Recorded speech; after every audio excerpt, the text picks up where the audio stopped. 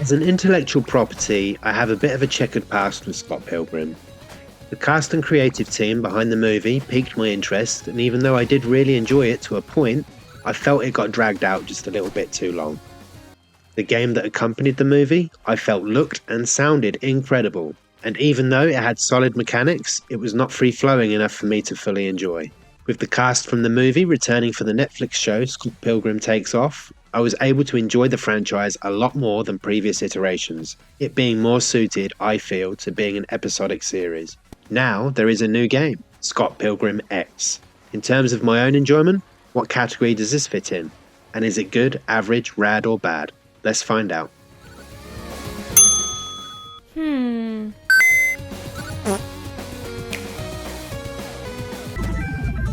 Scott Pilgrim EX is a brand new story written by its original creator Brian Lee O'Malley. In a future Toronto, the members of Sex Bob-omb have been captured, and it's up to Scott and his group of friends and former foes to wage war against 3 new enemy factions across space and time. For anyone familiar with River City Girls, this is done via an interconnected map system that allows you to access Toronto's many locales.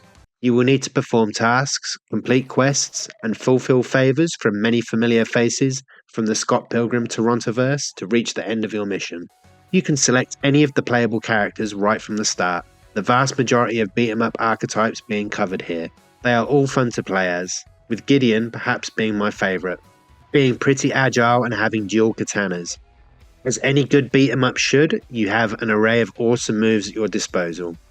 Blocking, dodging, dashing, grabbing, running, cancels, specials, charge moves, super moves, weapons, and even assists are all present here, and once you get the hang of how your avatar handles, the combat is surprisingly deep for a game of this type.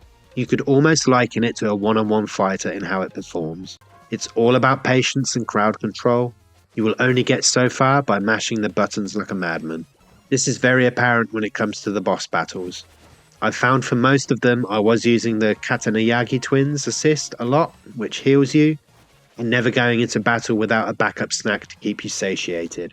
I'm not ashamed to say that once I had gotten into double-figured attempts to defeat bosses, I gave in and lowered the difficulty. Once they were bested, I upped it again, no shame here.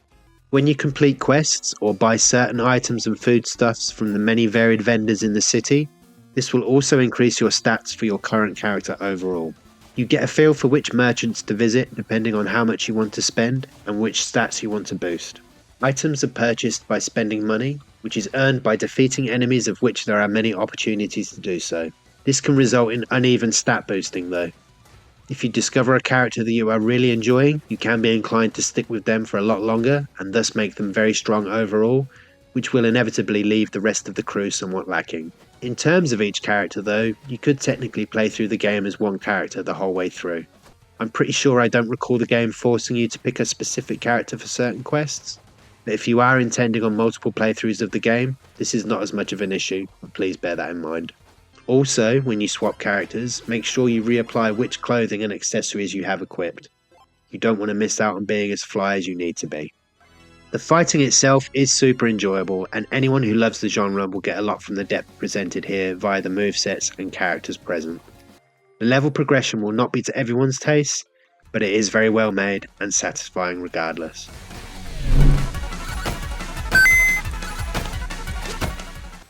As you can see, it is an absolute stunner.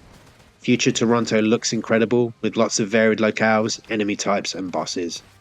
Everything runs really well on Switch 1. Even when it gets super crazy on screen, it doesn't seem to miss a beat. I bet it looks mega on current gen hardware. Even the colour palettes you can unlock are really nice. They have covered just about every shade and tone you can think of, and it's great to see developers getting the most out of dated hardware with something that is oh so pretty. The visuals are rad for sure. Long-term Scott Pilgrim collaborators Anna Managuchi are here once again to burrow their chiptune flavoured songs into the hearts and minds of joy lovers everywhere. The soundtrack is absolutely huge, with a different ditty for every scenario.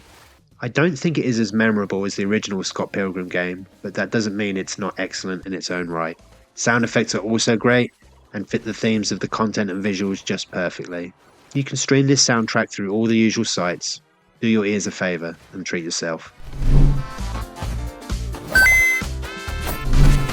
In terms of longevity, there is a lot to offer here. You can have up to 4-player local co-op, and there is also a New Game Plus mode to make available when you have completed the main story. If you really love the game, you could potentially play the game through with each character, getting them as strong as possible and seeing all of the different interactions and quest outcomes. How this presents itself in multiplayer, I couldn't say, as I have not had the opportunity. I'm annoyed with myself as I didn't purchase the physical from Limited Run Games, which is now sold out. Maybe it was because I have mixed feelings about the original game that I hesitated. As I understand it, it is in pre-production at the moment, and I can only assume that it is headed towards all you lucky physical fans. Let me know in the comments if that is the case. I did pick it up from the Nintendo eShop in the UK for $24.99, and I am very happy with that. I think it is good value for a project that has been well written, beautifully presented, excellently composed, and filled with depth and Easter eggs for genre fans, and potentially has the legs to be considered a modern classic. If you have friends to play this with, even better. For something I was ultimately unsure of, I am pleasantly surprised by what a great overall package this is. For beat-em-up fans, this is absolutely essential, and another great example of how a genre that was once supposedly lost in the mists of time is now arguably the strongest it has ever been.